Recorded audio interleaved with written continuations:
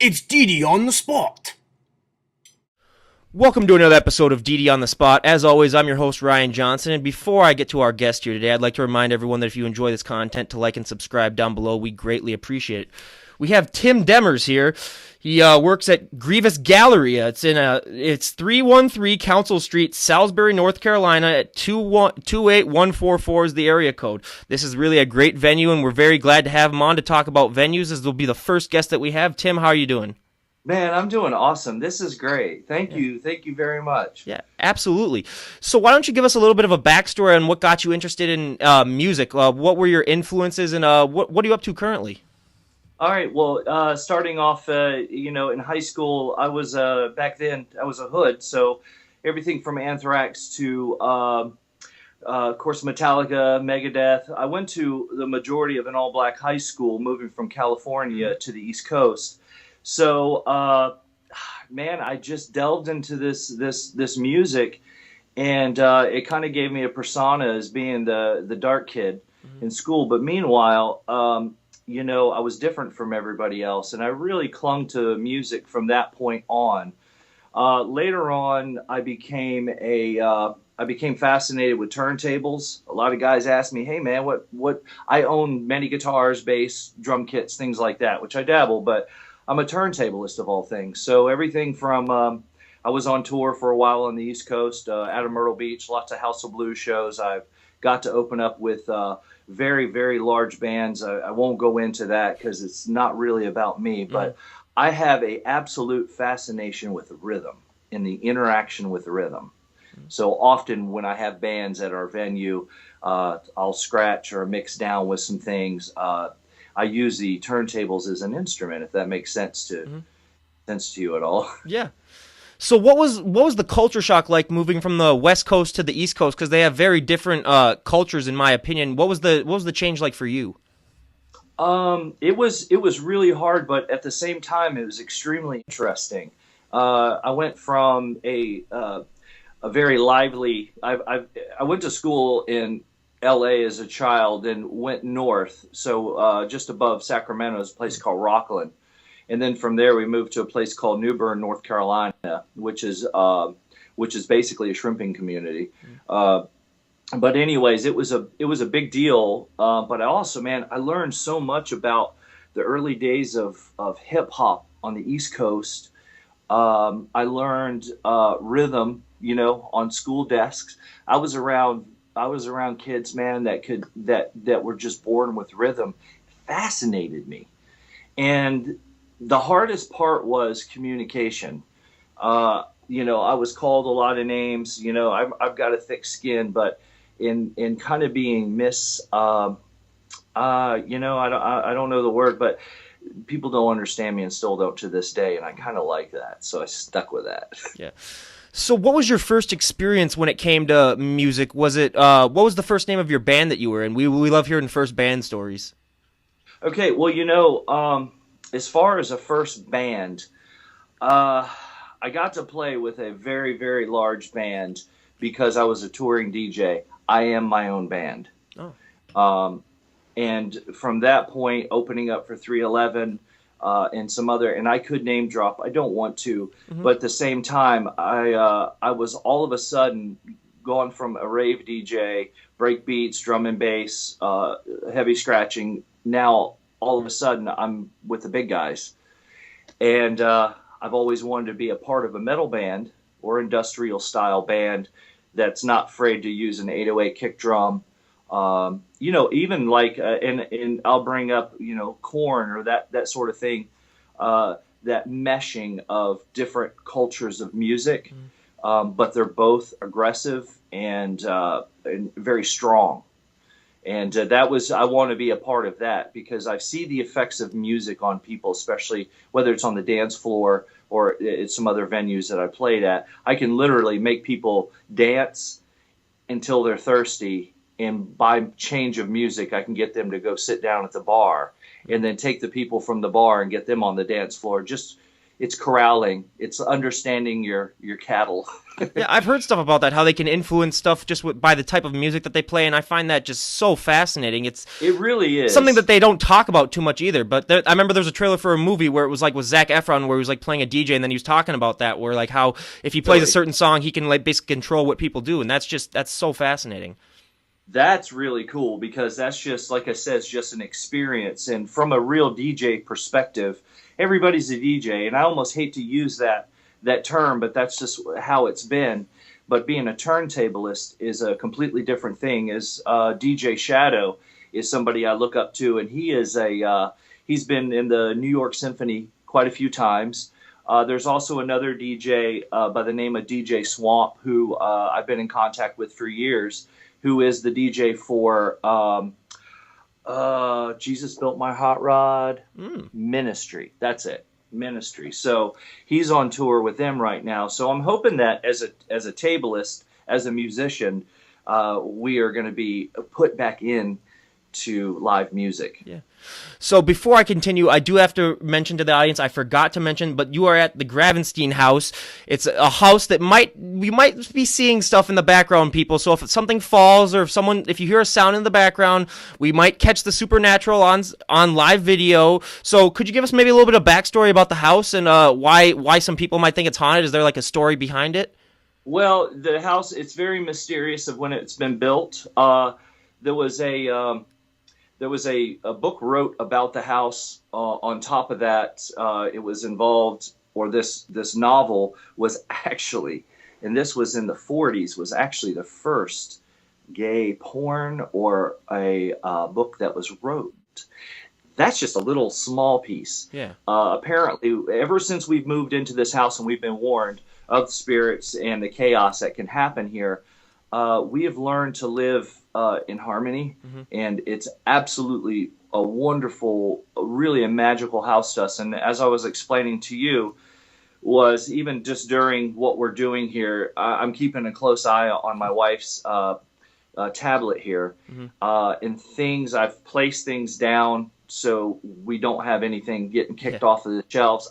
I've got a cup of iced coffee here that I'm watching, but it gets weird. It's interesting. I have a lot of people that stay here. A lot of bands that'll come in. One of my favorite guys is the Emotron.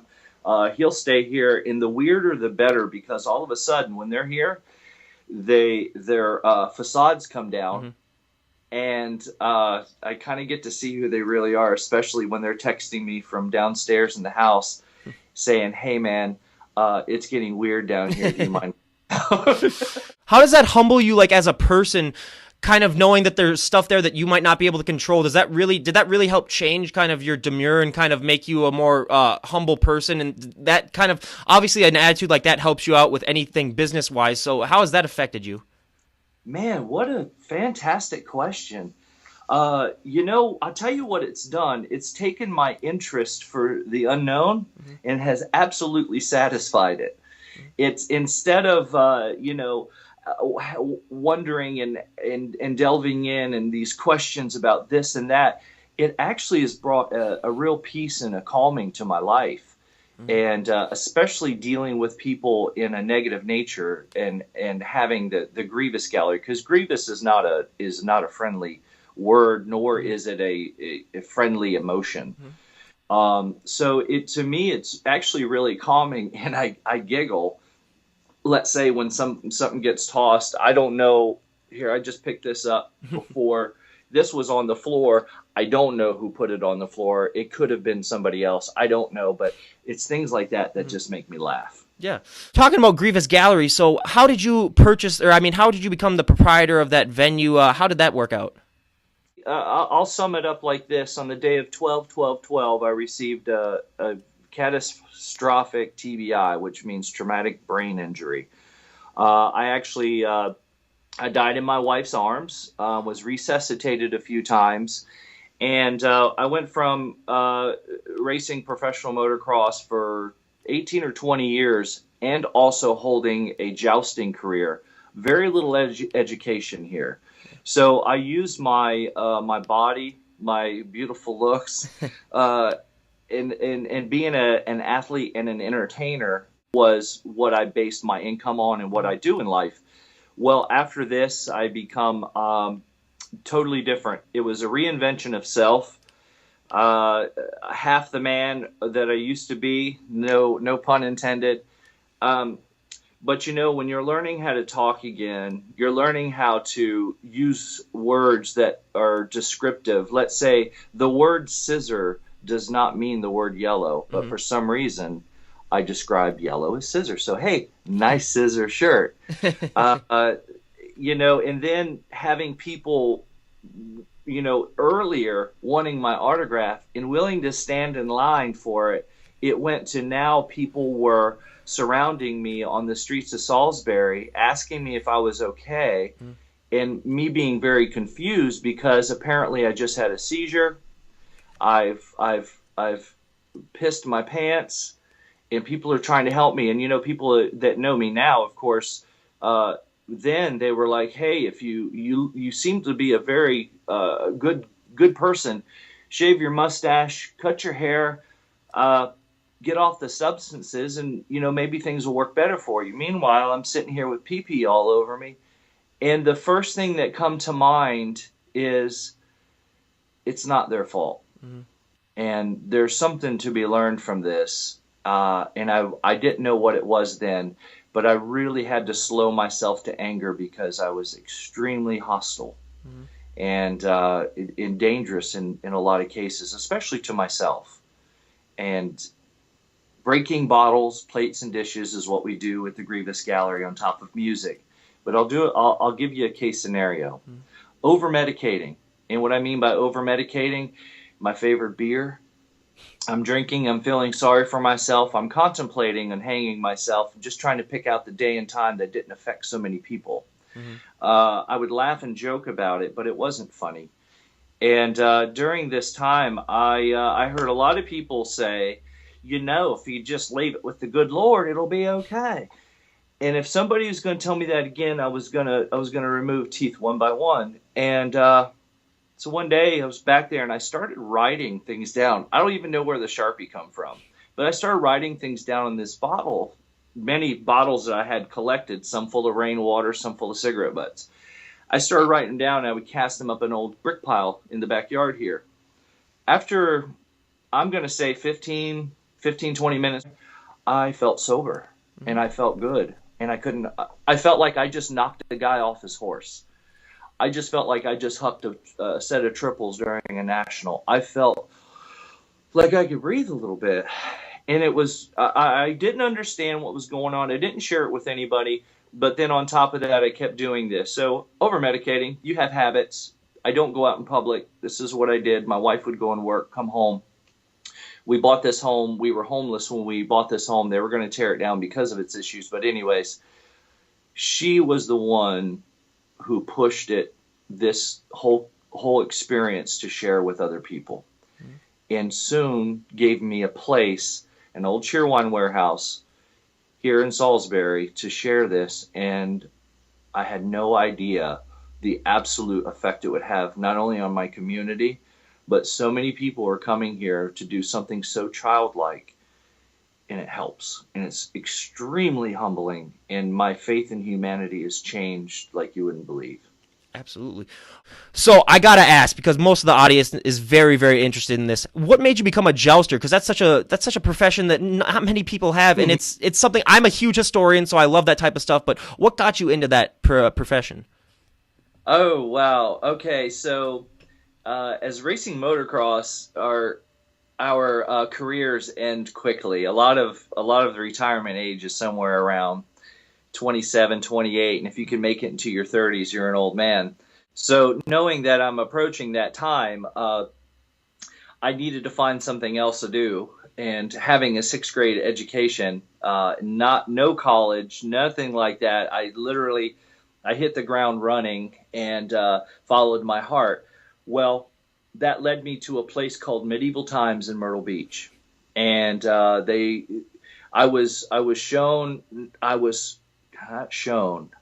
taught how to really ride a Andalusian stallion at full bore, knocking guys off of horses, putting your lance through a ring, about so big, while people eat their meals. And I learned so much. And apparently, I've always had major self-esteem issues, but apparently I was really good at this, and I was able to branch out, and I started working for a company called EAFK, Early Act First Night, and we're a character education group. So we got to joust for schools and fight. I always play a bad guy, and I love being the bully, and I love teaching lessons through dark. And I am Sir Timothy the Black Knight. I don't think there's another Black Knight in the United States, and if there is, he's probably a poser.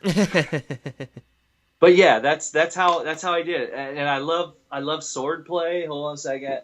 I've actually got a deer sitting next to me that somebody gave me, but this is Wow. I don't see that in the picture like the whole time, but that's been in the frame, and I don't mean for it to be, but that's just how everything lined up today.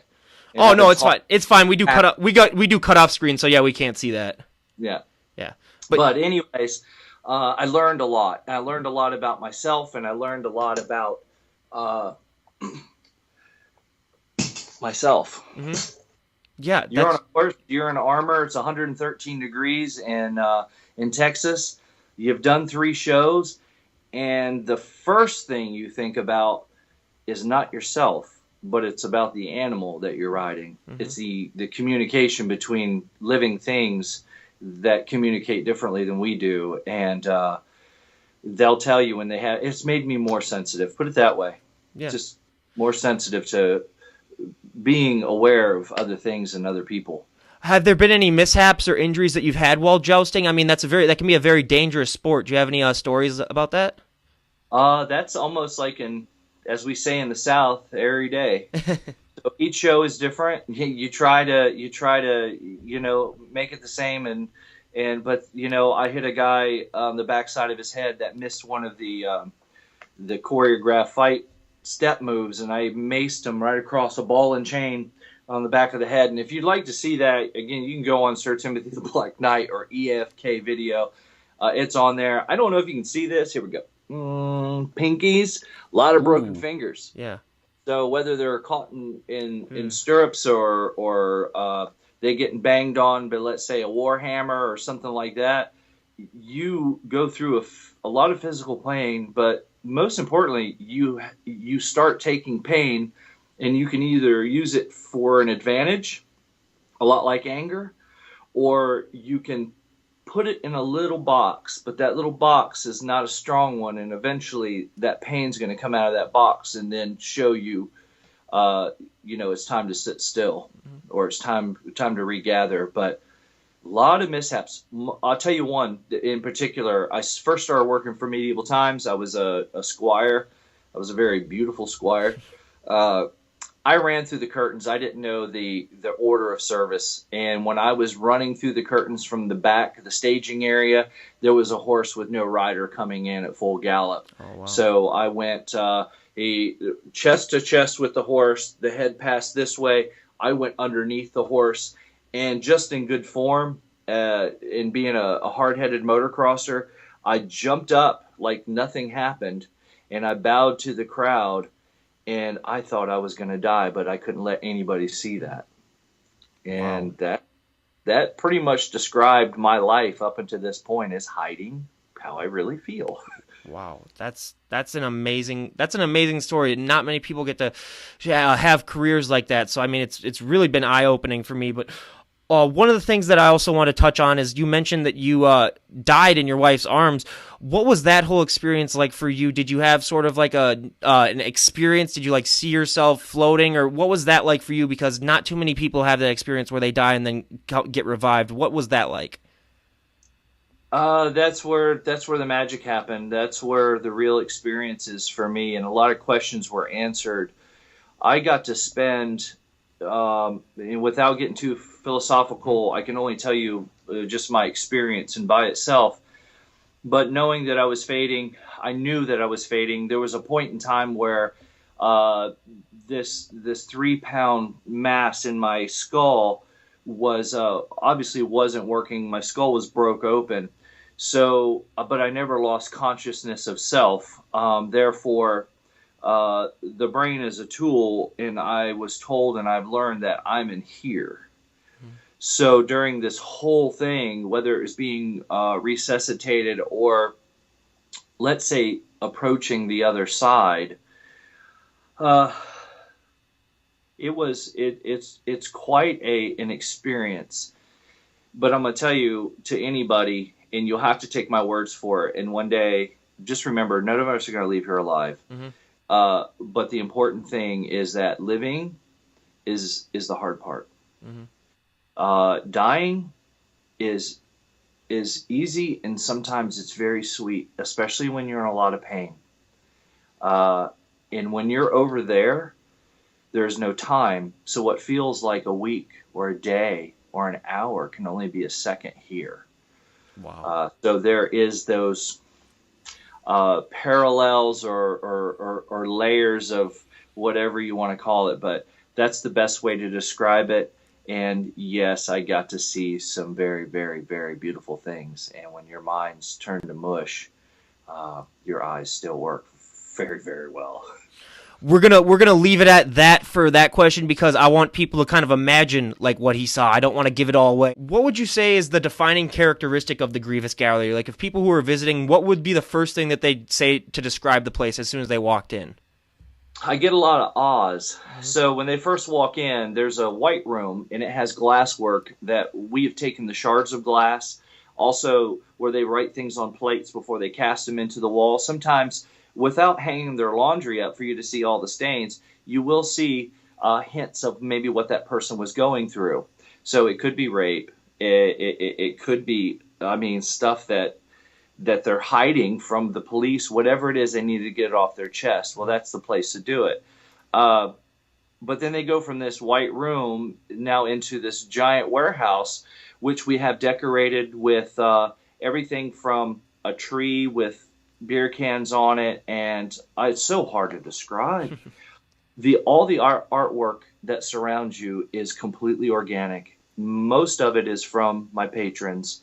And the idea behind that is so when people are coming in that may be suffering, let's say, a loss of a pet, anxiety, when they come in, this is designed, or I say designed, it just happened to be so that this space, the music space, calms them.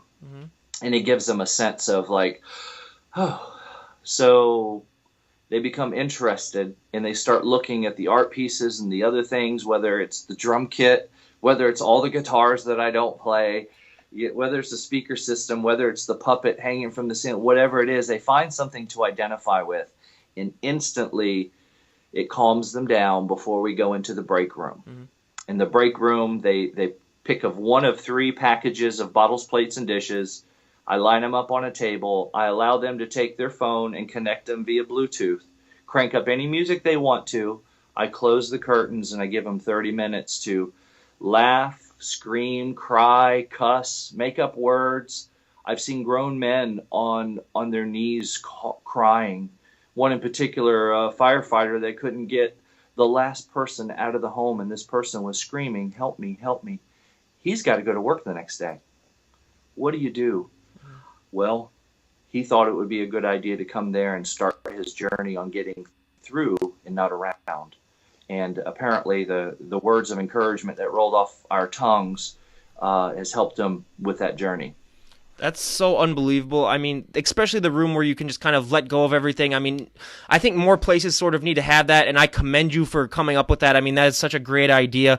What personally led you to come up with that as an idea? Because that's not really a thing that you see in basically 99% of venues. Was it just something that you just randomly thought of, or was there a bigger meaning behind it? How did that idea come to pass? Man, you have got the best questions, and now you're getting me to really dig in. And I have a very important answer to that. But to stay away from, let's just say, we don't allow politics and religion because they can cause division. In my case, and to put it extremely, to sugarcoat it the best way I can, my belief system the entity of my belief system contacted me at a young age and showed me this entire thing, and I had no idea what the heck it was and why.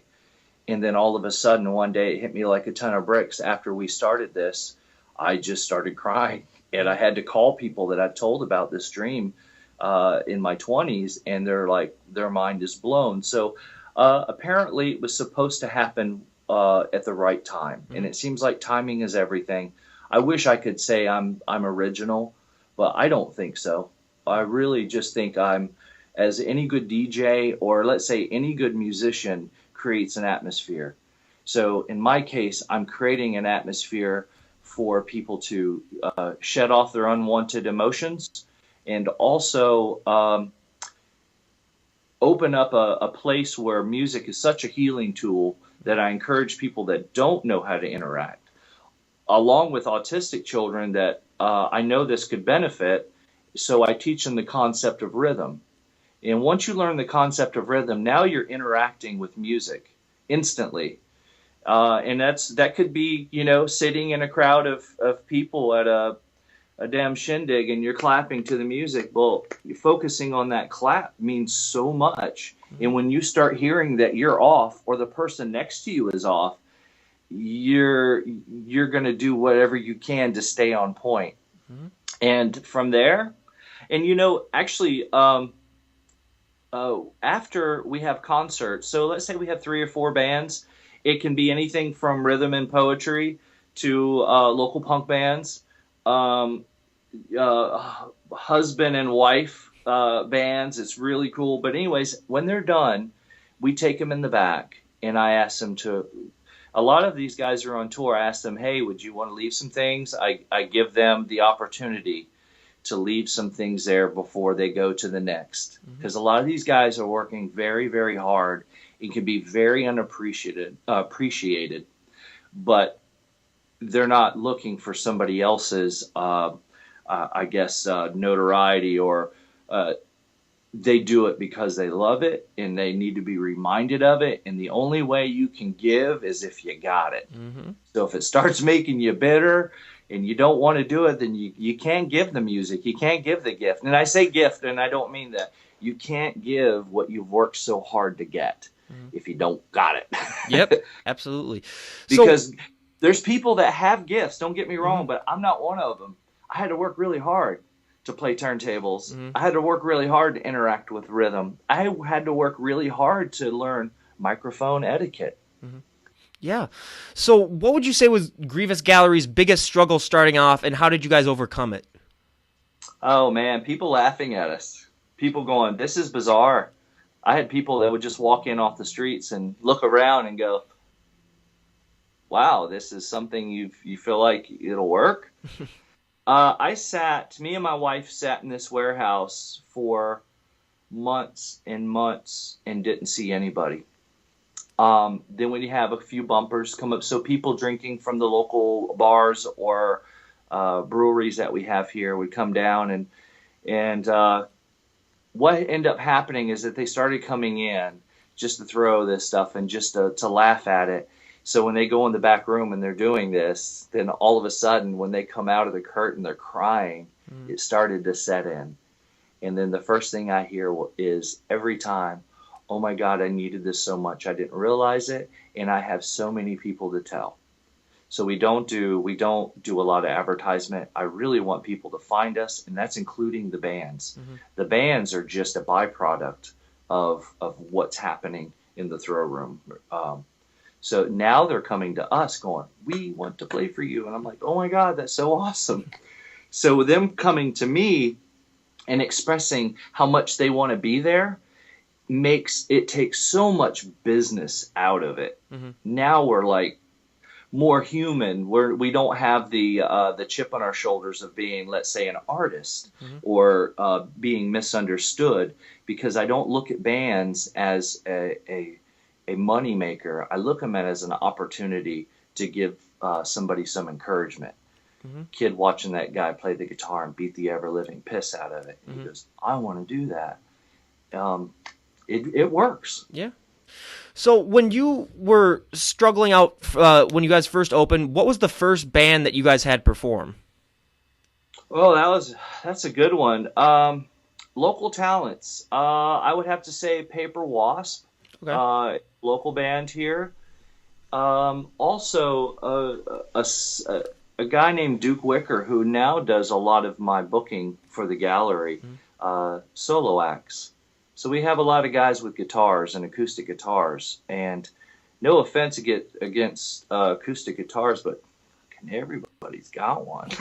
Mhm. So I had this stage space and I would invite him just to come in. I was like, hey, if you can keep music going, that means I don't have to. Be kind to people as they come in and enjoy the space because I'm literally sharing my living room with these people. Mhm. And then it turned into, hey, we want to play here. Hey, you should book bands. And we've already had a stage, and I have a pretty darn good sound system. I'm a bass junkie. I like boom and bass, man, and so that's my hot rod now. So it really just started from there. Small local guys who've never gave up now have this place in there. Now other venues have opened up in town, and it's not competition Mhm. for us. I'm not competition for them either. But what I do is kind of set the bar, Mhm. and and we do attract, and we are now attracting more into this town and community together. Mhm. And we do things together. So when, let's say, the Fishbowl has something going on, I make sure I post it on our social media. And if guys over at the Lost and Found have something going on, same thing. Now we're going outside of Salisbury and into Raleigh and Lexington and Charlotte. So it's slowly expanding.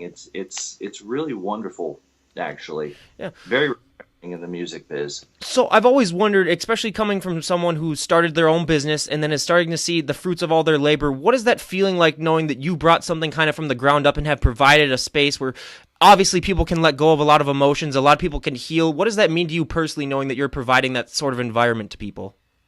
Wow, that's I have one word to describe it, and it's humbling. Mhm. And wow, man, when you're humbled, it's a great place to be. For us, for me and my wife, who is my best friend, and I do to remind you, I did die in her lap, Mhm. um, which I love to sing her the song. Here we go. I just died in your I was arms. gonna say, yep. So, anyways, humor does help, that's Mhm. for sure. But to follow our gut instinct and not have any particular guidance, but then to know that your garden grew, the seeds that you planted are bringing up fruit, even when people are going, you can't plant there, it won't grow. What a bad idea! And then all of a sudden you're like, I've got enough to feed a lot of people. Yeah. Just awesome. So when the venue was first up and coming and people were starting to show, did you guys sort of have a theme that you guys like to kind of like? I know you didn't do that much advertising, but did you guys have a theme that you like to advertise it as? Was there a certain genre that you like to appeal to? The genre we appeal to, when you're dealing with people that are hurting, they're in a dark place. The only way I can categorize or to put those people, let's say, in a box, are people that are emotional, Mhm. emos. But that could be a 60-year-old woman. Mhm. That could be a 14-year-old kid that's dealing with autism. They're in an emotional state. And music, just by itself, all music. And I'm gonna tell you, I am so sensitive to music that a car will go by in town, let's say, and I'm waiting to cross the street, and there'll be a particular song coming out the window of that car, or a particular rhythm, or whatever. It will bring tears to my eyes or make my hair stand on my arm immediately. Mhm. Music is so powerful. Absolutely. And I think once a lot of musicians and these guys that have worked so hard to do it, what they're going to end up doing is thinking way outside of what they like to do. Um, I think it brings a lot of different opportunities for sounds. And I'm gonna tell you, I'm almost 50 years old, I'm a dubstep junkie. I spin a lot of it and I make a lot of it, and I'll tell you why. Is because it's inventing new sound. And you can take, let's say, a simple 4/4 measure, and let's say program it on a drum head and hit that thing once or twice during a song. You'll change the entire dynamics. It'll sound like, two robots just started fighting in the middle of the stage. There's certain sounds that draw certain emotions, and that's what we're after. We want those emotions to be drawn. We want to see those things, and people not to be afraid of it. It's the same damn emotion that'll make you start moshing to, when you're listening to Primus. Mm-hmm. It's the same thing. It's almost tribal. Mm-hmm. It is tribal. Yeah, absolutely. What are some of the struggles that you have running a business that most people wouldn't realize? I mean, there's a lot of like zoning laws maybe, or there's a lot of ordinances that they have to bring into you. What did you come to find very surprising as to owning a business? Like what the struggles? That's a good question. When it comes to the legalities and things like that, that's my wife does that. Mm-hmm. We are equal in what we do. She takes care of those things. The most important thing is that I have to keep people safe. Mm-hmm. And when you're in a business of breaking glass, you're automatically in a place that you're kind of ahead of everything. Mm-hmm. You're already ahead of nobody getting cut or hurt and things like that. So you have a genuine care for your audience or your patrons. All right. So now we bring some bands in, and let's say these bands they're rough and tough, man. They're there to melt faces off. I do like to greet them one at a time, not the band as a whole, but as an individual.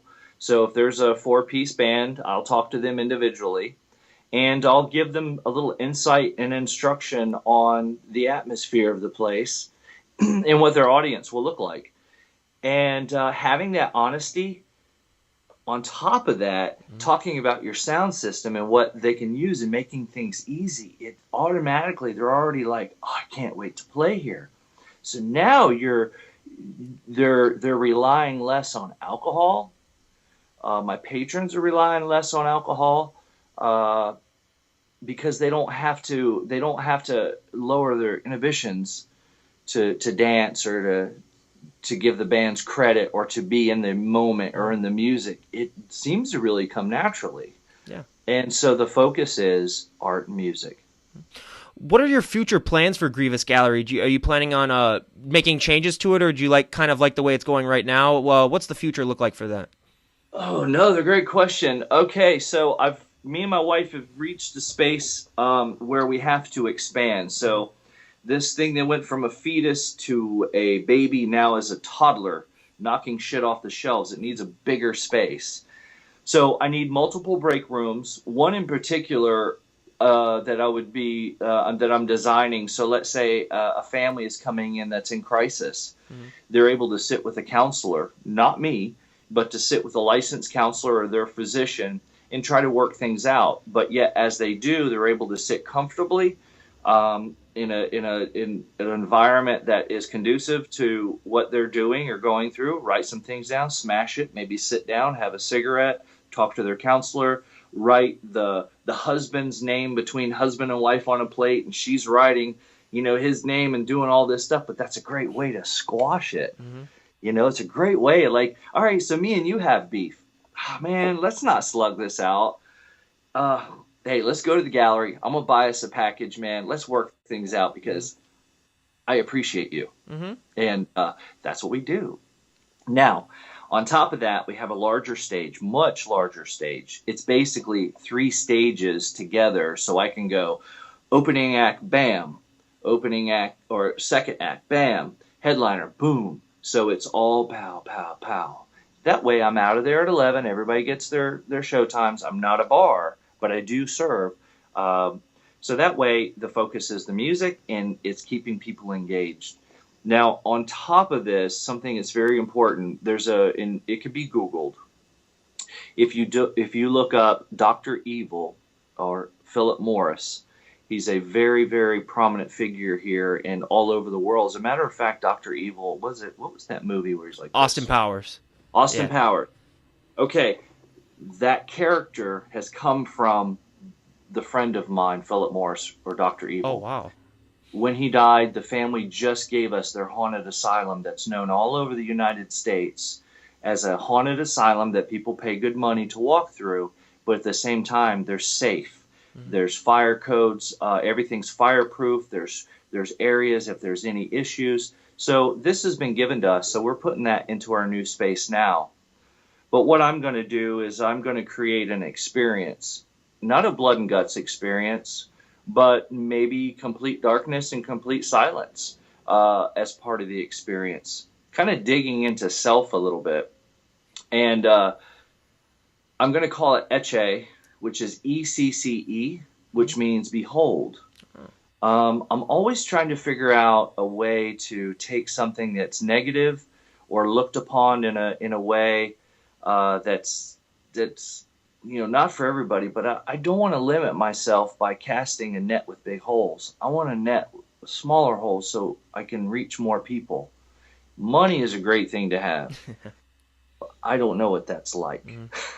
So one day I'll have a paycheck, but meanwhile I have a head full of peace, and I think that's more than what a lot of people can say these days. When you're starting these venues, do you have like an idea set in mind ahead of time of what it's going to look like, or do you kind of like, I know some people talk about when they start businesses, they like to imagine themselves as a customer kind of when they're walking in and what they'd like to see, but overall are you more like that, or do you kind of like just to see it as overall like what it's going to look like and how it would benefit you guys? What's your process like in that?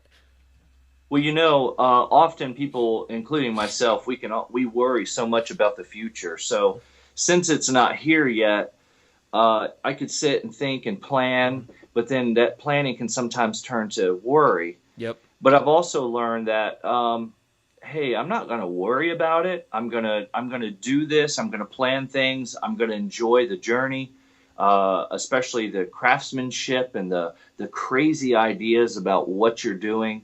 And I think the future is for dreaming, mm-hmm. because worrying about the future doesn't do any good. And when it comes to, let's say, what the mental picture is, that all that is basically scratching with a pencil on a tablet. It's going to change and change and change. But the important thing is that you need to be flexible enough to allow it to change. Listen to people. Focus on your clientele a little bit. Mm. So let's just say most of my clientele are, I'm going to pull this out of my butt here. Let's say Marilyn Manson fans, the more of the dark, the death metal and things like that. Well, they're naturally going to want skulls. Mm. They're naturally going to want to see the cobwebs, the macabre, which I live in the macabre, but those are things that will be done in tasteful, like seasoning. They'll be here and there, and those will be their favorite places. I can put a few of those things up, and then all of a sudden I've got all the emotional kids hanging out one spot. And I say kids, I know, just people in general. Yeah. But it's you just have to be flexible, and if you're not flexible and you're too stiff and rigid, you will be broken. Mm-hmm. Yep. So now we like to go to our favorite part of the podcast when we ask the 5 questions. I have the results all tallied up, and I think we said once we reach the 50th episode where I'm going to release the results, and then we're going to see who wins. But so for our first question is, out of all the songs that have ever been written in the history of music, what is one song that you personally wish you would come up with, and why? Oh, man. If I were to come up with a song, gosh. All right. This is going to be tough, and it's going to be way off base here, I think. I think that I would write a song, and I wish I would have wrote it, but somebody else did, is that I would take this little light of mine, mm-hmm. let it shine, and I would add so much noise and chaos and bass and melt faces off. But you know what, though? That message can go into anybody. Mm. And especially with that kind of force, gosh, man, that's so palatable. Mm. Because most of the time, the band has a message, but sometimes they're focusing more on the sound, or vice versa. In this case, you mask the message a little bit, and then you shove it down their throat and be like, "Hey, it tastes great, don't it? Hmm. This little light of mine." Yep, absolutely. There's a band though, and I would invite people to look. It's very different. They're called Steam Powered Giraffe. Are you familiar by chance? No, but I will definitely look them up after this. There's a song called Honey. They're just neat. And I've noticed if there was one thing that I would say to other bands or performers, don't forget about entertaining. Hmm. Be an entertainer. It's okay to get outside the box, because people, when they like you, they'll start loving you and they'll start listening to your music. Hmm. And so if there's some more theatricals, if you can put on a character, because I do, and I know I know when to tell that character to sit down and shut up, and there's times where I know that he can come out and play. Don't forget about the theatrics and being a showman. Hmm. All right. So that's a great message, by the way. So for our second question, out of all the bands or artists that have ever lived, dead or alive, doesn't matter. It doesn't matter either or. If you could play a live show with any artist or band, dead or alive, who would it be and why? You might have to edit this because this is going to take a minute to Oh, think it's about. fine. 10 minutes later. All right, give me just a second here. Let me dig in.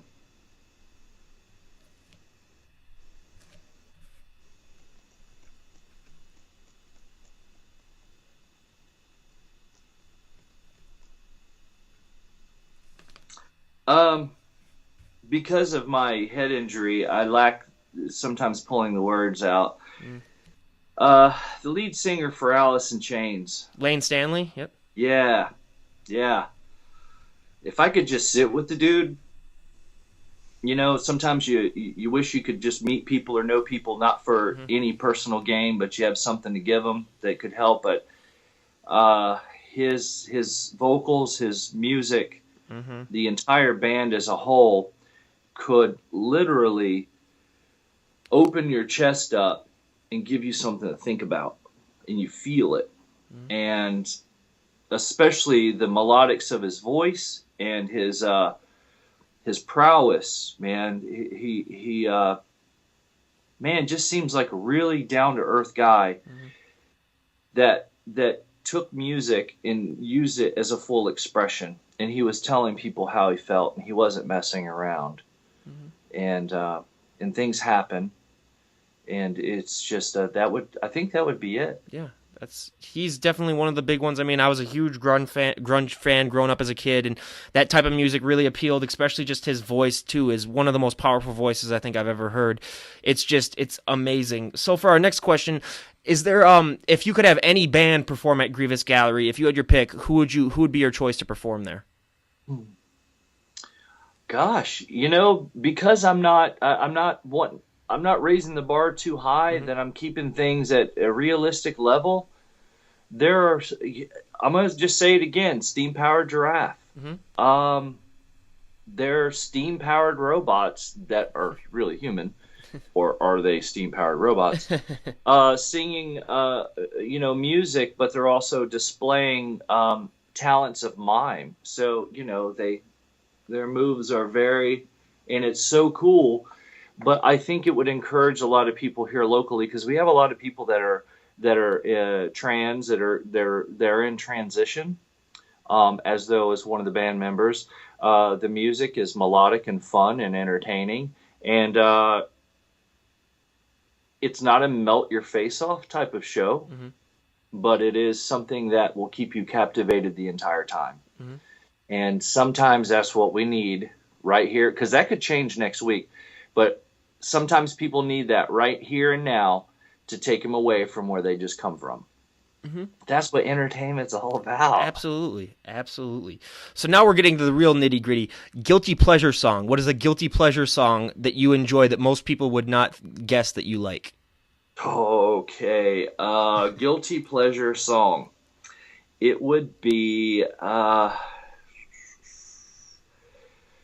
artist known as Riot 10. It's called Fuck It. Oh, great. It's way off on probably a lot of your listeners here, your viewers' bass, but it's basically heavy metal dubstep. Mm-hmm. I love 4/4 rhythms. I love to be able to move to it and calculated movements. But man, sometimes nothing feels better than. Do you have to edit the F word? Oh, no problem. Okay, Yeah, I'm yeah. sorry, but sometimes you just gotta say fuck it, Exactly. and what that does, man. Mm-hmm. Guilty pleasure, fuck it. So, lastly, guilty pleasure genre. Mm. Last guilty pleasures, man. Sometimes it gets me, and I'll put it way down deep, and I'll hide it, and then it comes back up. I'm here in North Carolina. I'm close to the Smoky Mountains. Mm-hmm. You give me some fucking bluegrass, man. I love the strum of a banjo. I Yeah. love hearing that, man, and I love the enthusiasm behind it. And often because of the speed and repetition that they're playing these instruments in, it causes them to move and flow. And man, to see all that come together, and a lot of people, it's very chaotic sounding. But man, when they're on point, they're on point. Mm-hmm. And I'll tell you another group is the Carolina Chocolate Drops from up Wow. the road here. They're known all over the place now, but fascinating, absolutely fascinating. And I'm totally jealous when it comes to. I want to be able to do that. Yeah. So now we got two final questions here before we wrap it up. If you were to run into someone on the street who is coming up to you and saying, "Hey, I'm really thinking about starting a group," or even like a businessman starting a business, what would be the best piece of advice that you could give that person in order to have a successful career? Okay, so somebody comes to me wanting to start a business or a band. Dream big and stay humble. Mm-hmm. Got to have a business plan. You got to have a support system, and it doesn't necessarily need to be money. It's Mm-hmm. going to be digging in your heels, and you have to make those things happen. But you also have to be willing to bend and to move, because that path will change and new ideas happen.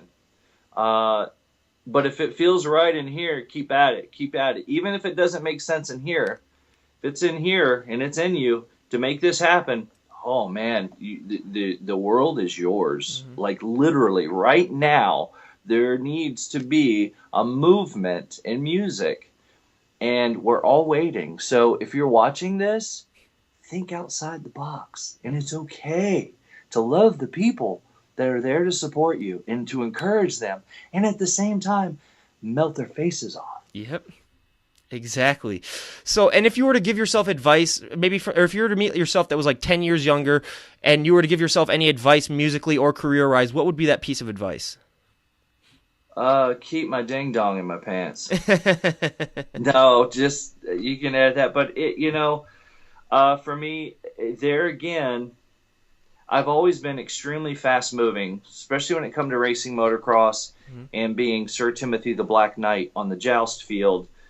Uh, I never thought much about anything other than making it happen. As soon as somebody says you won't be able to do that, that fuels me. Mhm. But I wish I would have taken better care as a performer, as an artist of my body. And I wish I was nicer to myself, because I'm now somewhere around 40 something broken bones, skull fractures, neck, lower back. I know this doesn't have a lot to do with music, but when you're entertaining, you're an entertainer. Mhm.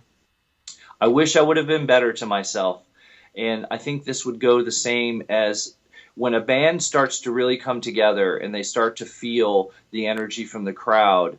They often want to hold that energy or to keep the energy going using substances. Mhm.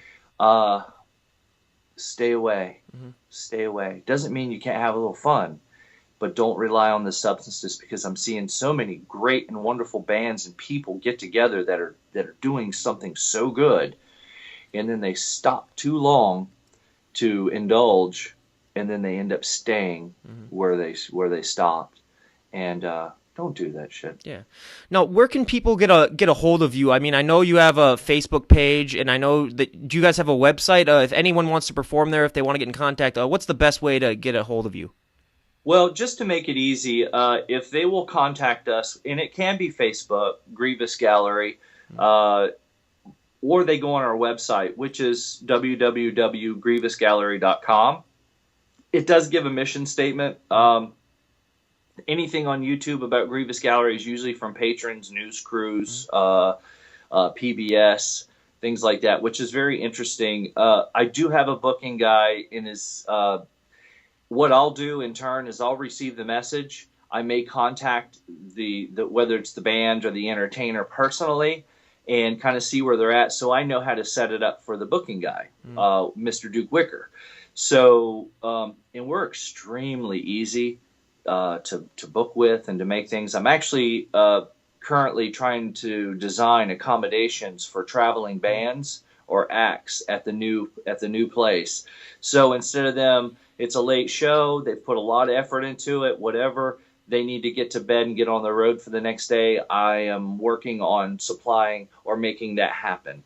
All they got to do, they can go from the band or from the stage to a place where they can sleep, eat, use the restroom, and get out the next morning when they need to. Yeah. So, I mean, obviously, man, it was great having you on the show. It was just a great experience. I mean, I support Grievous Gallery 100%. What you're doing, I think, is just fantastic for people with, I mean, mental health and just helping people just have an outlet. I mean, there needs to be so much more for that with all the tragedy and stuff that we see in the news, all the events that happen. I mean, without getting political or without getting into, like, shootings or stuff like that. But it just, people need an outlet where they need to just get rid of stuff. I mean, everyone has their own outlet. A lot of musicians that I talk to, you know, the reasons why they play dark music or they might write dark lyrics is because that's their outlet. So, I mean, it's all about finding your outlet, and I praise you for having that platform for people to perform, to you know, let loose at. And, I mean, I wish you nothing but the best. You can contact me if you need any promotions for me to do. I'm just a contact away, no questions asked. And, I mean, it was great having you on. Do you have any last things to say before we close off here? No, but I do want to say thank you again so much, and your passion and what you're doing. I can't wait not only to hear this podcast, but I'm going to be there now. I'm going to share this with a lot of people. Yeah. And I love what you're doing, and thank you for just hearing me out and being open-minded and kind. And you know, just whatever you do in life, don't let life pickle you. That is a great way to end it off. So, I mean, we have Tim Demers here. He's been a great guest. We wish him nothing but the best. But this is DD on the Spot. Ryan Johnson signing out. Have a great day, everyone.